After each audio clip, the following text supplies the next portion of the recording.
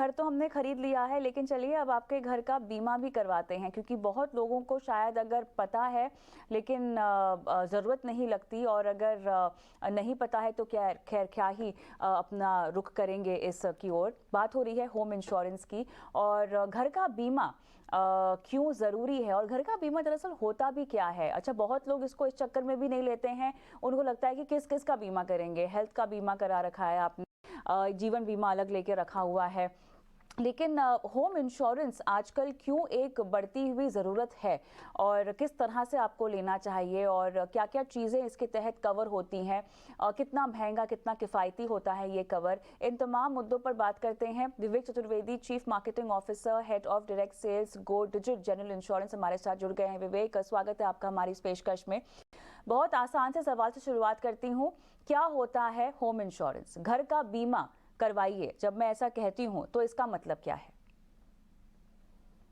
Thanks कविता। सो घर में जो भी होता है उसको आप कैसे प्रोटेक्ट कर सकते हैं किसी अनफोर्सीन इवेंट से, तो वो बीमा कवर करता है। स्टार्टिंग विथ घर का एक स्ट्रक्चर होता है, दीवारें होती हैं। घर में आपने इंटीरियर करवाया होता है, तो इंटीरियर में आपने एक अलमारी बनाई होती है, स्टडी टेबल बनाई होती है, जो कि घर में आपने फिक्सचर की तरह बनाई होती है। अगर उनको कुछ डैमेज हो जाता है तो कवर करते हैं। उसके अलावा आप घर में टीवी रहता है, फर्नीचर रखते हैं, उसको भी कवर करते हैं। साथ में देयर आर एड ऑन्स जिनको आप एक्स्ट्रा ले सकते हैं कि घर में आपके पास कुछ वैल्यूएबल चीजें हैं, आप ज्वेलरी रखते हैं तो ज्वेलरी को कवर कर सकते हैं। अगर आपके पास कुछ पेंटिंग्स हैं जो आपने खरीदी हैं जो बहुत एक्सपेंसिव है, तो उन वैल्यूएबल्स को भी कवर कर सकते हैं। तो घर की हर चीज को आप कैसे बचा सकते हैं किसी अनफोर्सीन इवेंट से, उसके लिए होम इंश्योरेंस लिया जाता है। अब यहाँ पे मैं तीन तरह की जो कवर्स होते हैं उस पर मैं चाहती हूँ कि आप फोकस करें। एक तो घर का ढांचा, घर का स्ट्रक्चर जो आपको कवर के तहत मिलता है, घर की वस्तुएं, घर के अंदर का सामान जिसको आप कवर कर सकते हैं, और दूसरा एक होता है कॉम्प्रिहेंसिव कवर, या मेरे ख्याल से जो सबसे ज़्यादा फिट बैठने वाला कवर होगा वो शायद कॉम्प्रिहेंसिव कवर भी होगा, लेकिन डिपेंड करता है कि आप किस तरह के घर में रहते हैं। तो जब मैं घर के ढांचे की कवर की बात करती हूँ तो उसमें किस तरह से चीज़ें कवर होती हैं और किस रेशियो में कवर होती हैं, ज़रा इसके बारे में बताएं। जी। सो घर का ढांचा जिसमें दीवार और जो बेसिकली आपका घर है उसमें अगर आप स्टैंड लोन घर में रहते हैं, अपार्टमेंट में नहीं रहते हैं, तो हो सकता है कि आपने एक वॉल बना रखी है, वरांडा बना रखा है, आपने कुछ हो सकता है कि आपने ना आपने एक वेल खोद के रखा हुआ है, या फिर आपने सोलर पैनल लगा रखा है। सो उसके साथ साथ अगर आपका जब आपने घर बनाया होगा तो आप कुछ लकड़ी का काम करवाते हैं, आप फॉल सीलिंग्स लगवाते हैं अपार्टमेंट्स के अंदर, वो सब भी कवर होता है। वो सब ढांचा या फिक्सचर के अंदर आता है। एंड जो प्रोटेक्ट करता है ये, तो घर में क्या हो सकता है, एक फायर लग सकती है, आग लग सकती है। आग के भी रीजन होते हैं। आग हो सकता है कि आपके नेबर के पास से आपके घर आ जाए, या फिर आपके घर में एक इलेक्ट्रिक शॉर्ट सर्किट हो जाए, उसकी वजह से लग सकती है। या फिर आप बहुत बार न्यूज आती है कि कहीं पे सिलेंडर फट गया या गैस लीक हो गई, उसकी वजह से भी आग लग सकती है। तो किसी भी कारण से अगर आग लगती है और उसकी वजह से घर का ढांचा या आपने इंटीरियर करवाया हुआ है वो डैमेज होता है, तो वो ढांचे के कवर के अंदर आता है। इसके साथ साथ फ्लड, एंड बहुत लोग जो ऐसी जगह पे रहते हैं जहां पे आसपास रिवर नहीं है, उनको लगता है कि फ्लड कैसे आ सकता है।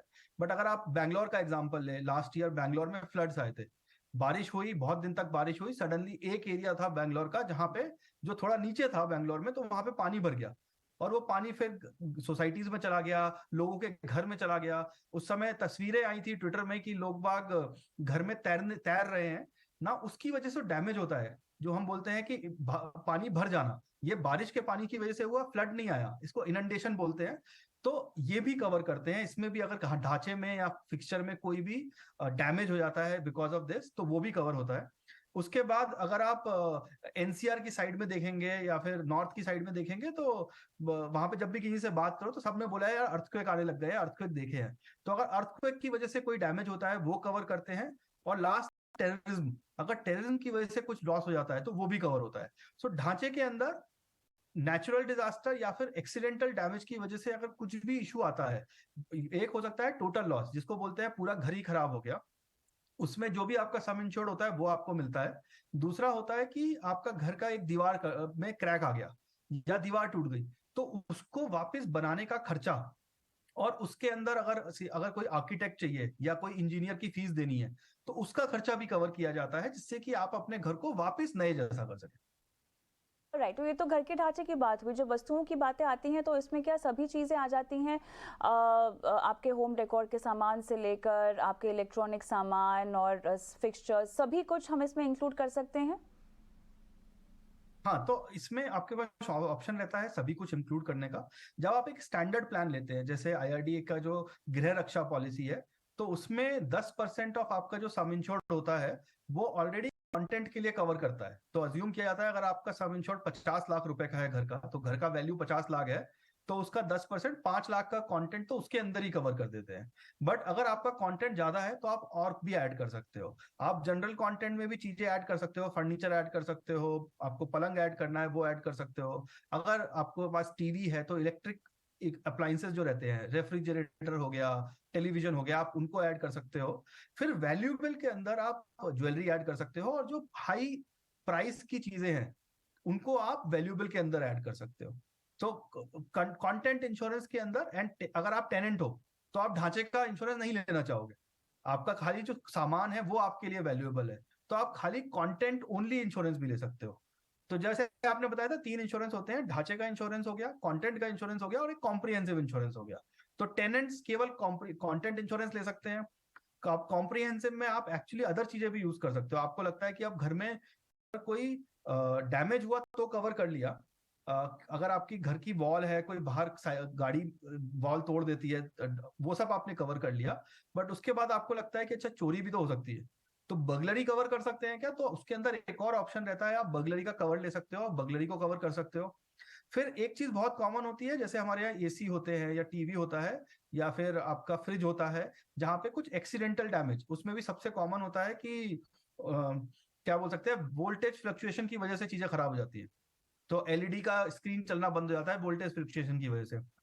तो उसके अंदर एक और एड ऑन होता है इलेक्ट्रॉनिक अप्लायंसेस को कवर करने का, वो भी ऐड किया जा सकता है, जिसमें कोई फ्लक्चुएशन की वजह से या फिर किसी कुछ काम करते हुए कोई टीवी टूट गया एक्सीडेंटली, वो सब भी कवर किया जा सकता है। अब जब आप कह रहे हैं कि कवर किया जा सकता है, तो ऐसे में अगर मैं एक कॉम्प्रिहेंसिव पॉलिसी लेना चाहती हूँ तो क्या ये एड ऑन फीचर्स मुझे ऐड करवाने पड़ेंगे, या ये ऑलरेडी स्टैंडर्ड प्रोडक्ट के तौर पर बेचा जाता है जो कि हम खरीद सकते हैं? सो ढांचे का और कंटेंट का मिला के जो गृह पॉलिसी है उसमें ढांचा कवर हो जाता है, तो उसमें आपको आपका जो भी घर की जो वैल्यू है वो आप बेसिकली कैलकुलेट करते हो कि साइज क्या है, कारपेट एरिया कितना है, और वहां पे कंस्ट्रक्शन कॉस्ट कितना होता है। उससे आप घर की वैल्यू कैलकुलेट करते हो, और उसका 10% आपको कंटेंट में मिल ही जाता है अप टू 10 lakhs का। तो वो तो आपको बाय डिफॉल्ट मिल जाता है। उसके ऊपर अगर आपको कुछ लेना होता है तो आपको फिर एड ऑन्स लेने पड़ते हैं। तो बगलरी का अगर आपको करना है, एंड ज्यादातर कंपनीज में अगर आप जाएंगे तो बाय डिफॉल्ट वो देते हैं कि आप बताते हैं कि ये होम इंश्योरेंस है, इसमें अब नीचे ऐड ऑन है, आप बगलरी भी ऐड कर सकते हैं। आपको इलेक्ट्रॉनिक अप्लायंसेस का कवर ऐड करना है तो वो ऐड कर सकते हैं।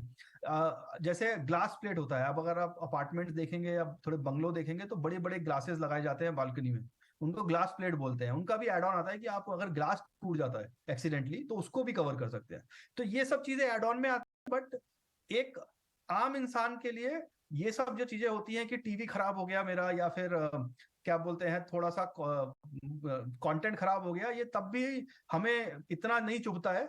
बट अगर स्ट्रक्चर में कुछ हो जाता है, घर में आग लग गई, फ्लड आ गया, अर्थक्वेक हो गया, तो वो जो है वो एक इंसान, ज्यादातर इंडिया में एक घर एक बार खरीदते हैं, तो वहां पे घर को सिक्योर करना ज्यादा इंपॉर्टेंट होता है, और उसका प्रीमियम इतना नहीं है। अगर आप मुझसे प्रीमियम पूछेंगे तो फ्लड से कवर करने के लिए आप ₹7.5 देते हैं पर लाख, पर 1 lakh rupees of some insured. Earthquake के लिए ₹5 देते हैं आप for 1 lakh rupees of some insured. And terrorism के लिए ₹8 देते हैं। तो ये सब कुछ कवर करने के लिए along with fire and everything, actual में जो आपका पैसा लगता है वो लगता है ₹1 लाख के लिए ₹12.5, सॉरी साढ़े साढ़े 20 रुपए। तो 20 रुपए में आपका ₹1 लाख का कवरेज मिलता है। तो अगर आपका 50 लाख का भी घर है, आपका कॉस्ट जो आता है वो ₹1000 साल का आता है।